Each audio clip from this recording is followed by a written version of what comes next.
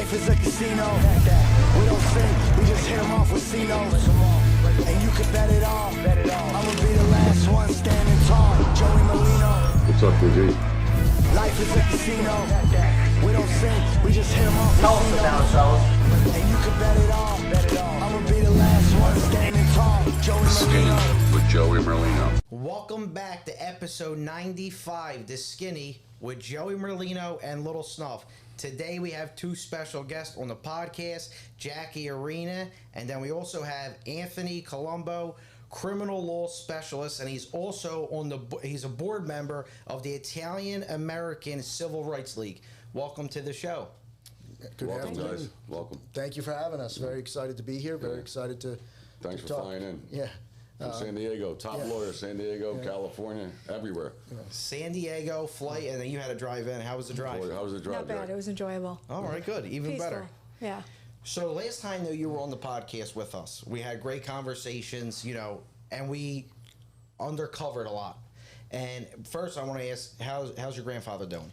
He's doing good. Thank Okay, God. good. He's still kicking, but he is still incarcerated. So nothing's changed there, but I have been working on things, so we're hoping that something happens. It's crazy they won't let the guy out. We were talking about it last night. You How were old is he? mentioning. 90 what? He's going to be 91 August 4th is his 91. birthday. Unbelievable. I mean, it's a tragic situation because, I mean, a compassionate release, how they don't feel like that's compassionate. Well, there's two factors to it. So we have someone who has dementia, who clearly is not able to do any daily functions without help. But we also have somebody that has a case that there was a lot of corruption behind. So it's not only we should feel a little bit of sympathy for somebody that is in his health situation, having dementia, being in a wheelchair, he can't brush his teeth by himself. He can't pick up a phone and call by himself. He's not even aware of who he is most days. So that's a hard part, as a family member. And then the other hand is all of this corruption that's involved. He's innocent. And That's you the worst look at part. what they did to him, and it's like, so they don't want to hear that part when you're filing for compassionate release, but then when you're filing for other things, it's like, you're supposed to keep your mouth shut and not talk about it, but at the same time, you're not helping me with his health. So what do I do? Right. It's a textbook case for compassionate release. I mean, given his health conditions, he should be out.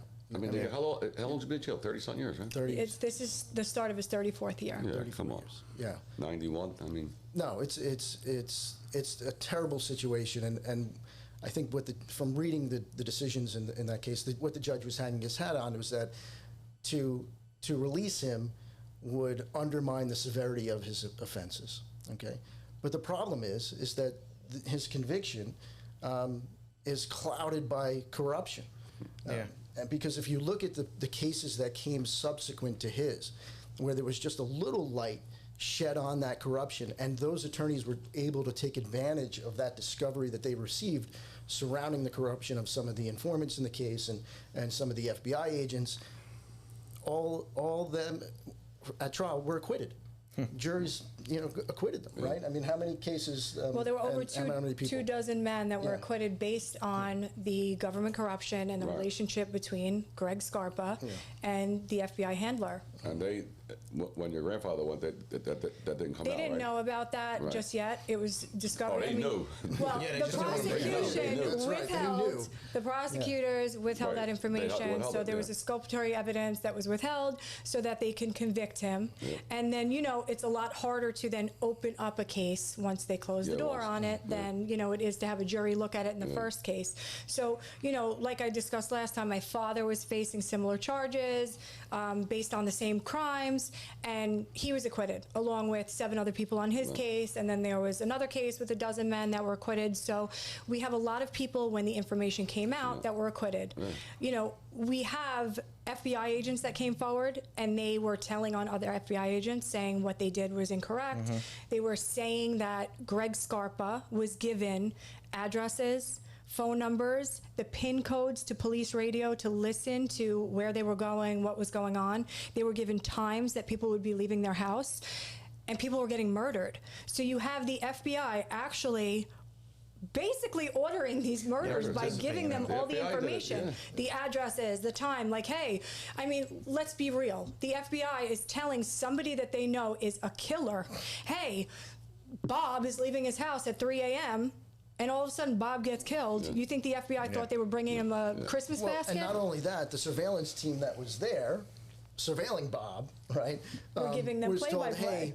hey, you got to cut the surveillance, and this allowed Scarpa a window of opportunity to go and do what he did. Sick.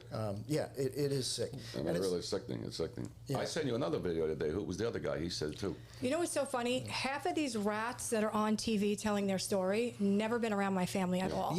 We would like to thank you for watching. Head on over to Patreon for the full episode.